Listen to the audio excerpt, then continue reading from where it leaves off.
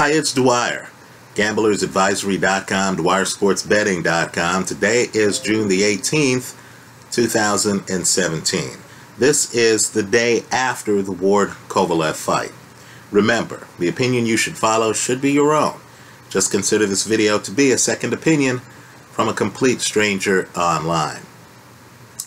Well, I've had an opportunity to think about this fight a little bit more, review some of the comments here online, get some of the feedback from viewers, right? What I want to do is highlight 3 comments left in the comment section to the post-fight video, right? Because it shows how split the public is, and then let's talk about how Tony Weeks handled this, right? The first comment is from M. Reynolds. Now, so far, 35 people have given him a thumbs up. And his statement is, the dude sat on the ropes and stopped punching. He was looking for a way out. Right? Then there is DGO0082, who simply says Ward should have been DQ'd. He's gotten 34 thumbs up on my site. Right? Then there is Shea Berkeley, and he or she writes, bad stoppage, but Cove wanted out and wasn't going to get any stronger. He was going to get stopped regardless. Right, now let's talk about it, because in looking at different angles of the ending of the fight, it's clear to me, one man's opinion, that at least one of the punches was low, right? Last combination Andre Ward throws, one of those punches is south of the border. Now, this is a fight in which, let's think through the history. Tony Weeks warns Ward of a low blow in the second round. Tony Weeks then warns Ward of a low blow in the 7th round. So at the start of the 8th round, Andre Ward has been warned of 2 low blows. 2, not 1, 2. Right? Now, let's just talk it through. And nothing I say here takes away from Ward's excellent, scintillating, straight right hand that starts the sequence of events in the 8th round that leads to the stoppage, right? Kovalev is badly hurt. That straight right hand is the best punch thrown in this fight. It's the best punch either guy has landed in the 2 matches, apart from Kovalev's knockdown punch in the first fight. Right? So, knowing that Ward has been penalized for 2 low blows before the final sequence, right? We'll even discount the complaints of Kovalev in the 8th round that Ward's throwing low blows. This is before the stoppage, right? Just looking at the 2 times the referee warned Ward of low blows. If Tony Weeks sees the low blow, what are his options? That's the question we have to ask, right? What are the rules of boxing? You're the referee. You see Ward throw a low blow in that 8th round. Kovalev's in obvious trouble, right? But you see Ward throw a low blow. Right? In my opinion, option number 1 that Tony Weeks had was to give Kovalev up to 5 minutes. Isn't that what we do, folks? Fight was in Nevada, correct? Right? Now, let's think this through. If Kovalev gets up to 5 minutes to shake off the low blow, let me just say I'm going to disagree with Shea Berkeley's comment here that Kovalev was going to get stopped regardless. Right? Kovalev would have gotten 5 minutes to recharge his battery in a fight in which one of the judges had Kovalev going into the 8th round up 5 rounds to 2. Ward's leading by 1 round on the other 2 judges' scorecards. In other words, the fight is competitive.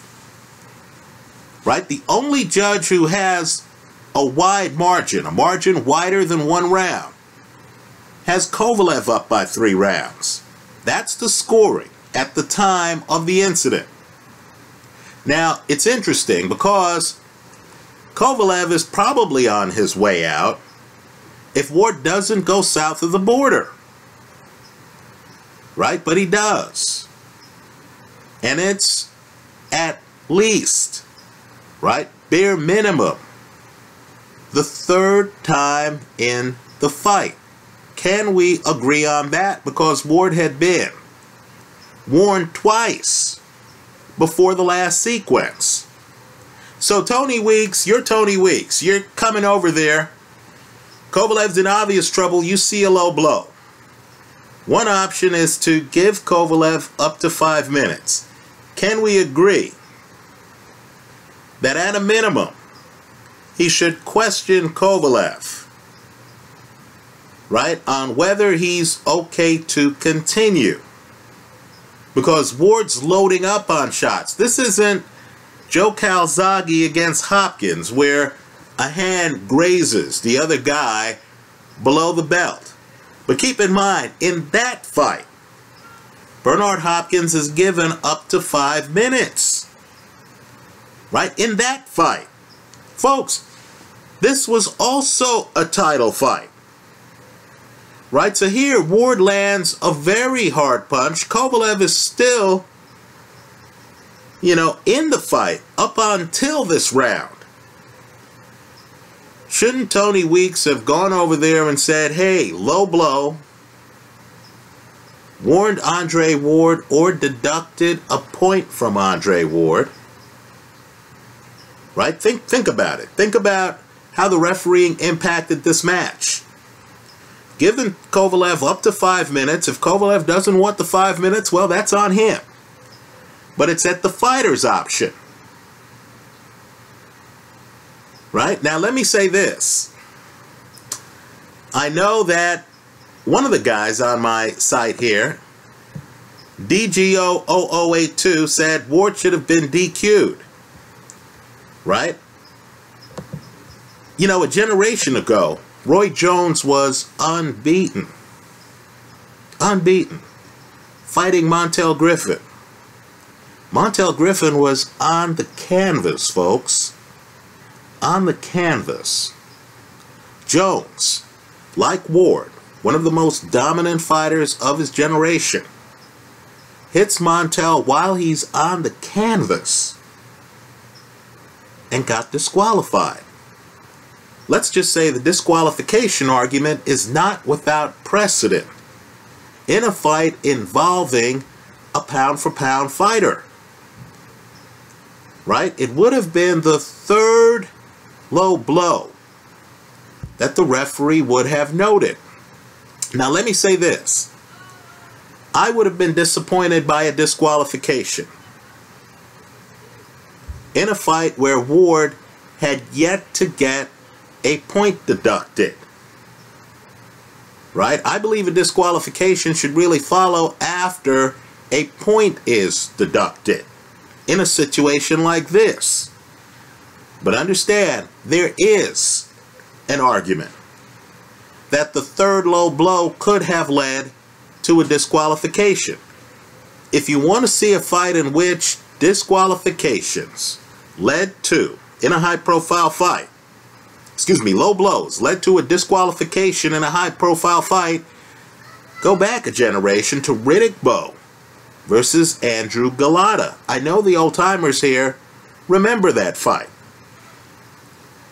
Right? So understand, if Tony Weeks sees the low blow, and there are photos of it all over the net right now,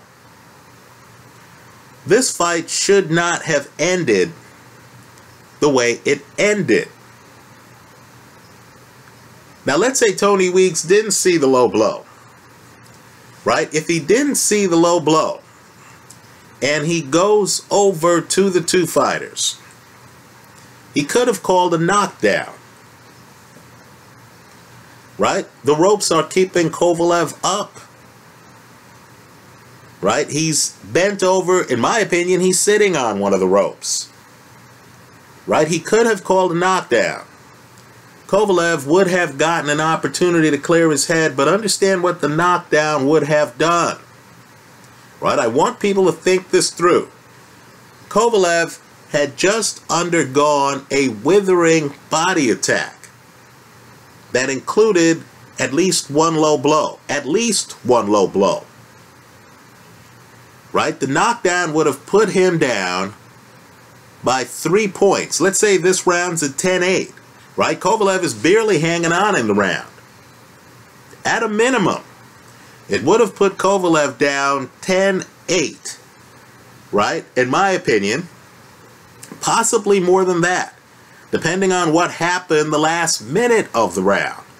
But Kovalev going into the 9th round would have been losing by 3 rounds on 2 of the judges' scorecards and would have been ahead by only 1 round on the 3rd judge's scorecard. Right? And he would have been depleted by the body attack. Andre Ward likely would have won the fight on the scorecards, if not by stoppage before then.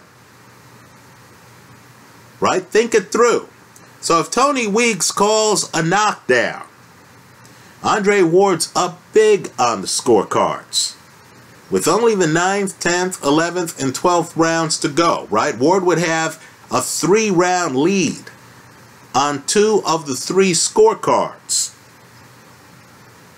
Right? Not only that, if Weeks had called a knockdown, it would be up to Kovalev to recover, to survive the last minute of the round.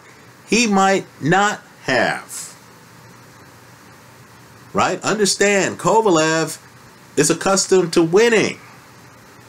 We don't have a long track record of Kovalev getting off the canvas. He did against Darnell Boone the first fight. I believe that's a split decision. Right? But we don't have the long track record of Kovalev being able to survive after being knocked down with a minute left in the round. Right? But understand, if Weeks had done that, called it a knockdown, right, Kovalev would still have had a chance to go forward in the fight. Instead, what we get is an ending that is completely unsatisfactory. With all due respect to M. Reynolds on my website, the people who argue that Kovalev was looking for a way out seem to be missing the point that Kovalev had been hit with an illegal low blow. Right? Yeah, Kovalev, looks like he's been hit with a low blow. Looks like he's expecting the referee to do something. Perhaps that something was to give him 5 minutes. Keep in mind, the guy had complained of low blows earlier in that very round. Keep in mind, the referee himself saw at least 2 low blows from Andre Ward and had warned Ward. Right? Think about it. So Kovalev, ref comes over. I know it looks like Kovalev is waving a white flag. Is he waving a white flag? Or is he expecting the referee to, in accordance with the rules? Because if the ref sees another low blow, he has to do something. Is he expecting to get 5 minutes? Is he expecting Ward to get a point deducted? Is he expecting a break in the action because of the illegality? So let me say this. Right? First, let's understand who we are. Right? We're the boxing hardcore. We're the fans who care enough to both seek out videos online after fights and to make videos online after fights. Right? For much of the public, for many casual boxing fans, as I like to say, knockouts cause amnesia. You get the paper, you see the headline, Ward wins by KO, you say, okay, that's good enough for me. Ward has gotten by this challenger. Right? That's the way a lot of the public is going to see it. Right? Understand, the public isn't that engaged by this matchup like boxing hardcore people are. For us, this is one of the best fights that could be made in boxing. For the public, understand, according to the numbers, the first fight between these two generated a pay-per-view of less than 200,000. In a sport in which great pay-per-views get more than 1 million viewers, right? Didn't Canelo just get 1 million pay-per-view buyers for his last fight against Julio Cesar Chavez Jr.? Right? So, understand, a lot of the public's moved on. For the boxing hardcore, when Andre Ward asked the question after the fight, am I the #1 fighter pound for pound? Right? I believe the answer is, it's complicated. Just like it was for Floyd Mayweather before he fought Manny Pacquiao, right? And even after that fight, some people are saying, look, Floyd should have fought Pacquiao in Pacquiao's prime, right? Not Pacquiao after he lost to Juan Manuel Marquez and Timothy Bradley, right? It's complicated, just like it is with Gennady Golovkin, right? You have people saying, hey, did Danny Jacobs lose that last fight? Right? Did Golovkin look as good as he should have against Kell Brook and against Danny Jacobs? Right? It's complicated, just like it is with Vasyl Lomachenko, where hardcore people say, well, wait a moment. I thought Orlando Salido beat him. Why is he in the conversation? Other people are saying, well, you know, I'd like to see a fight where Lomachenko wins by KO, where a fighter like Jason Sosa isn't able to make the decision on whether he wants to continue. You want to see a little bit more punching power. So with Andre Ward, let me just say, the boxing hardcore is gonna feel less than satisfied, less than fully satisfied, we'll say, by this ending in a fight where one of the judges had Kovalev up by 3 rounds. Right? In a rematch from a fight in which many people, Larry Merchant, myself, believe Kovalev won the first fight. Right? Now, let me just say, unsolicited advice here. If the sanctioning body steps in, and they might, right? Because a low blow, folks, is a low blow. If you're hit with a low blow when you're in trouble in a fight, you're still hit with a low blow. We don't have a carve-out where the referee's able to just ignore low blows and rabbit punches when you're badly hurt, right? It's like, oh, Joe's badly hurt. Oh, he got hit with a low blow. Well, he's badly hurt anyway. I'm gonna look the other way. You know, I've warned the guy throwing low blows twice, but I'm just going to look the other way because Joe looks badly hurt to me. I don't believe that's the way the sport works. Right? And so I believe the controversy is going to continue here if the sanctioning body gets a petition from the Kovalev camp, and if they look at the film, and if it's the 3rd low blow from Andre Ward in the fight, and as I said, the photos are all over the net here. If it's the 3rd low blow from Andre Ward in the fight, the sanctioning body may well say, we're going to order a 3rd fight. Let me say this too. This is prize fighting. Folks, this is a commercial enterprise. If this 2nd fight, which took place in a smaller arena, right, at Mandalay, than the first fight did at T-Mobile, right? If this fight grosses more then the first fight. If it looks like there's money for everyone, and it's my understanding Ward got paid, at least $6.5 million for this fight. If there's a lot of money to go around, a sanctioning body might well say, well, there's fan interest. This shines a further public light on our title. This makes us look fair and balanced. Let's order a rematch. But let me say this. If I'm Andre Ward at this stage of my career and I'm 34, right, I'm thinking about legacy more than belts. If Andre Ward had a hard time making 175 pounds, right? That's what he weighed at the weigh-in.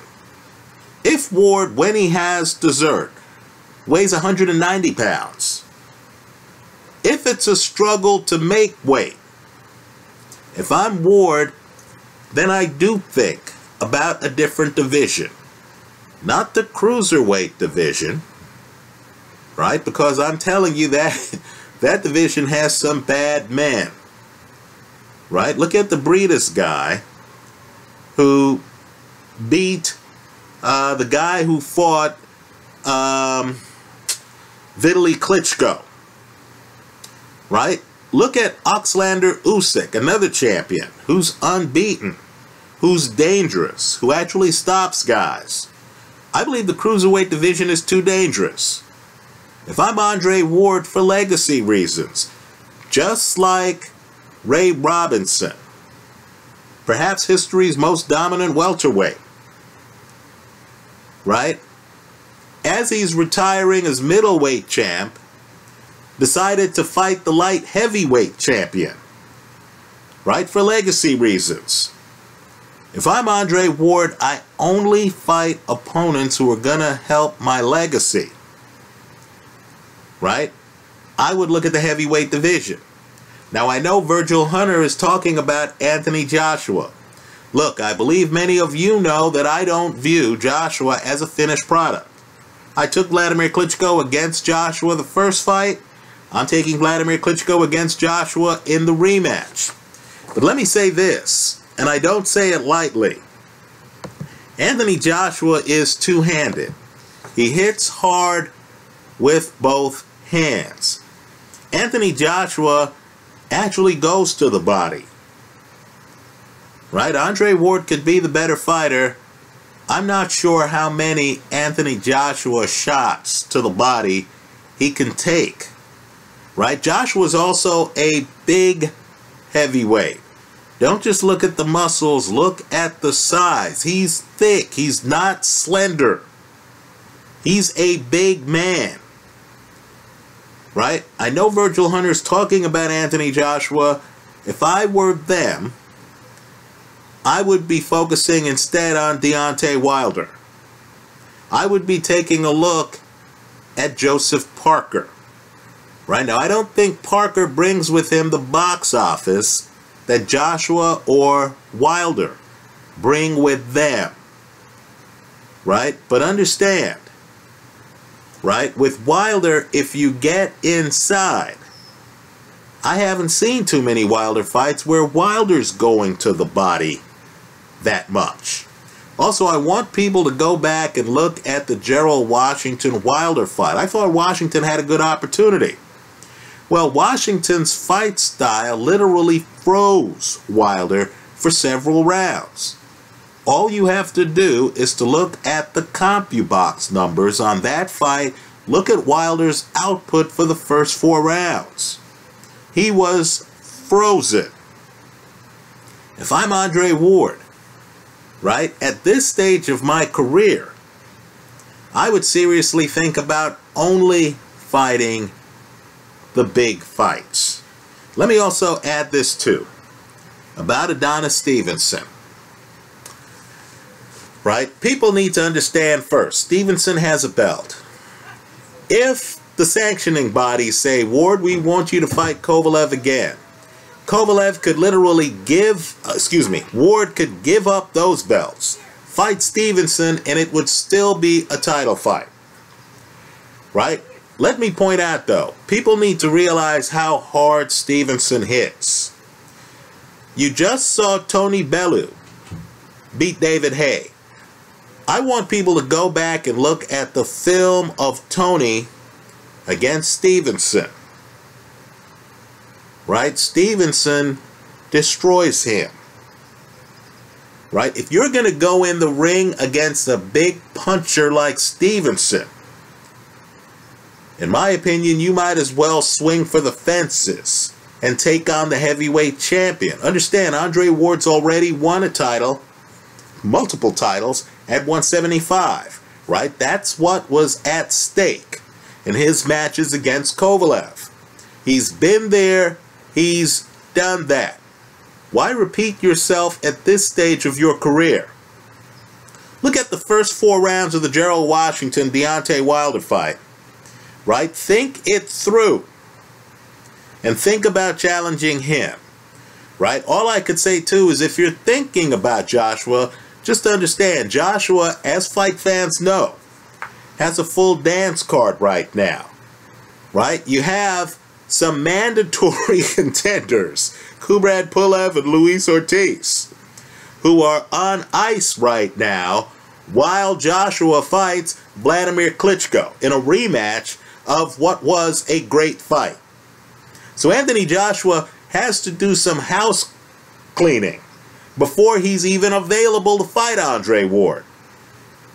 So if I'm Ward, I would literally leave the division. I would bypass cruisers. Right? Those guys. I think the guy's name's Maris Breedis or something like that. He's dangerous, folks. He's dangerous. And Oxlander Usyk, he's dangerous. I would bypass the cruiserweight division. And I would take a shot at these young, untested heavyweights. That's how I see it. Let me hear from you. I hope you leave your comments in the comment section to this video. Simply put,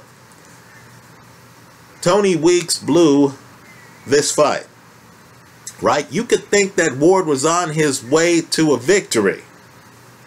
But just understand, boxing isn't set up so referees get to look the other way on low blows. That's just not the way the sport works. Also, every punch matters. Let's say Kovalev's been hit on the chin earlier in the round. Let's say he's just trying to survive at that point. Let's say he has his hands like this, which he does. Right? So he has some body shots blocked. If an opponent comes in and goes south of the border, and if that punch is thrown with force, and it further debilitates an already hurt fighter, in my opinion, that already hurt fighter should get up to 5 minutes to recover. Right? I don't believe we can stand by and then just say, well, he was on the way out anyway. Those aren't the rules. You don't get a, hey, you've hurt him, now you can throw rabbit punches. Now you can hit him with elbows. You don't get that, break the rules card in boxing. Unfortunately, the ending of this fight still leaves the issue between these two clouded. If I'm Ward, I would never fight Kovalev again, because there's a portion of the public that's going to say, well, Andre fought him twice. What more do you want? He won the last fight by knockout. But we, the boxing hardcore here online, know better, don't we? Right? 2 warnings about low blows. That third low blow can't be the reason this fight ends. That's how I see it. Let me hear from you. Let me hear more from you. I hope you leave your comments in the comment section to this video. Thanks for stopping by.